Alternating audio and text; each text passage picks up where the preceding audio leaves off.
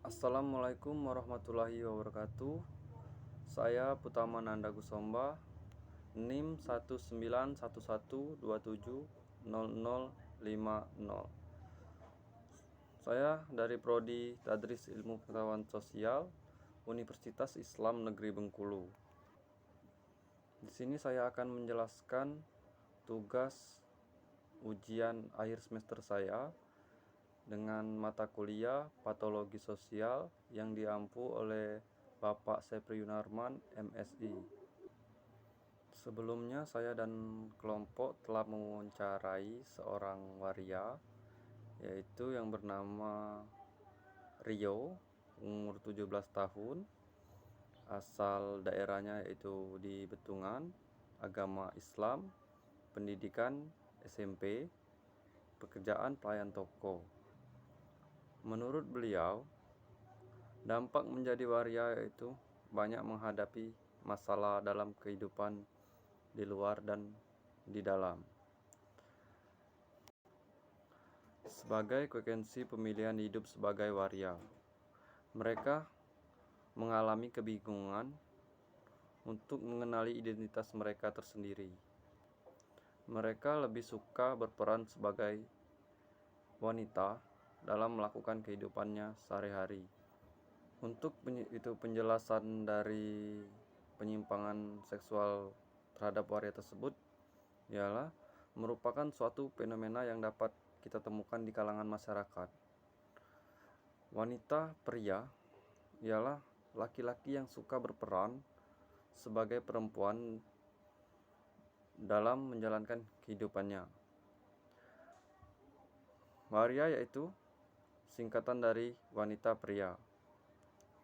Waria yang sering kita sebut dalam kata sehari-hari yaitu bencong ataupun banci adalah salah satu penyimpangan sosial di masyarakat. Untuk dampak waria terhadap masyarakat itu sangatlah buruk. Pandangan masyarakat kepada waria sangat beragam. Salah satunya masyarakat menganggap waria sebagai penyalahgunaan norma dalam kehidupan. Tapi ada beberapa masyarakat yang menilai waria hanya interaksi dia dengan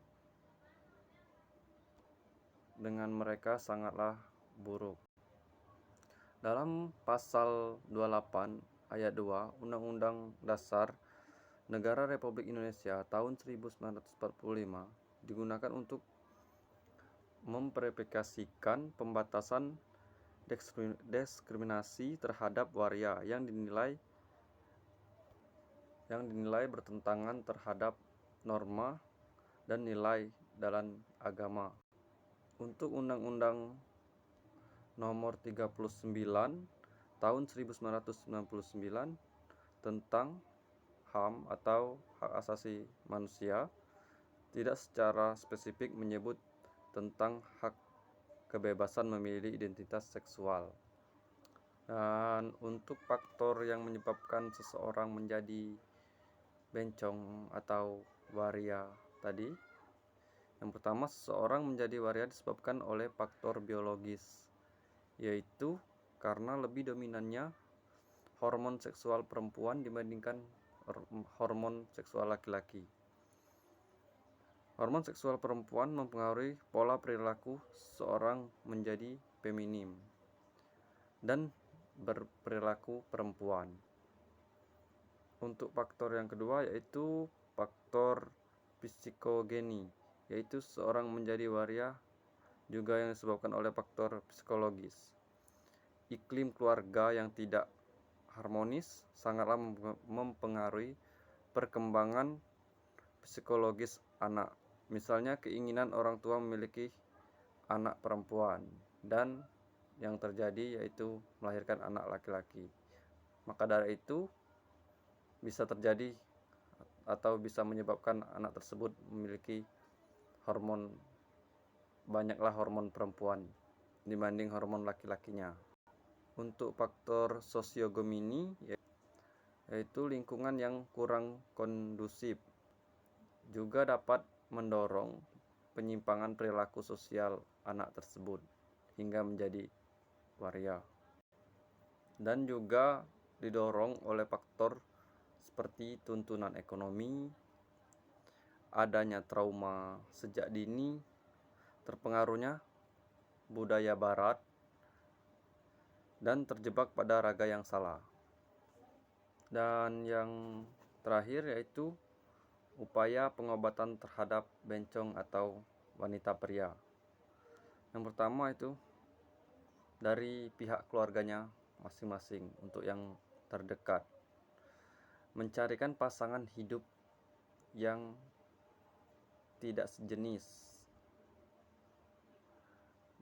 Pengobatan bagi waria tersebut yaitu ada dua, yaitu mengubah kejiwaan atau menyempurnakan kelamin sesuai identitas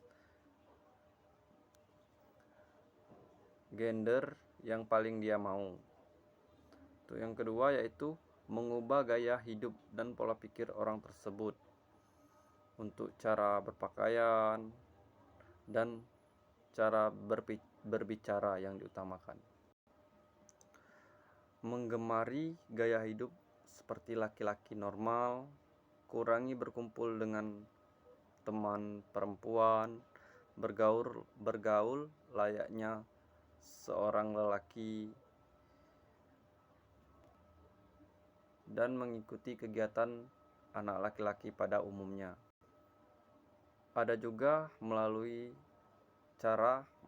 teman dekatnya, yaitu memancing sifat kejantanan seorang waria tersebut dengan cara yang cukup keras, seperti memukul, memendang, dengan tujuan agar si waria itu marah dan menjadi lelaki seutuhnya.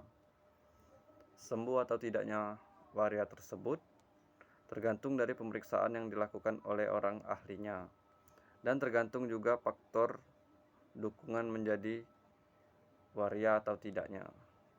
Itu semua tergantung dari orang tua dan orang-orang terdekatnya. Baiklah, itu saja yang dapat saya sampaikan atau saya jelaskan. Lebih dan kurang saya mohon maaf. Saya akhiri. Wassalamualaikum warahmatullahi wabarakatuh.